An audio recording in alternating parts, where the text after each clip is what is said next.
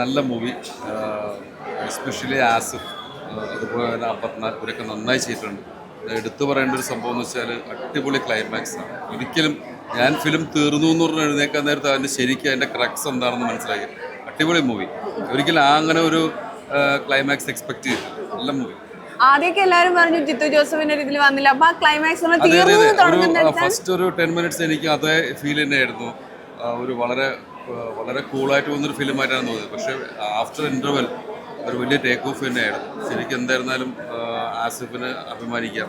എന്നുവെച്ചാൽ ആസിഫിൻ്റെ ഒരിക്കലും normal audience expect ചെയ്യാത്ത രീതിയിലുള്ള ഒരു ക്യാരക്ടറാണ് ആസിഫ് ചെയ്തിരിക്കുന്നത്. എനിക്ക് ഭയങ്കരമായിട്ട് ഇഷ്ടപ്പെട്ടു.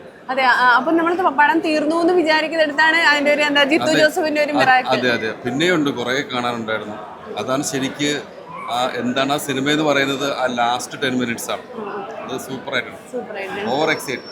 ക്രാഷ് എന്നുള്ള ഒരു നെയിം പോലെ തന്നെ അത്രയും അടിപൊളിയാണ്. ഒരുപാട് സസ്പെൻസുകളുള്ള പടം ഫുള്ള് ട്വിസ്റ്റ് ആണ്. കണ്ടു നോക്കൂ.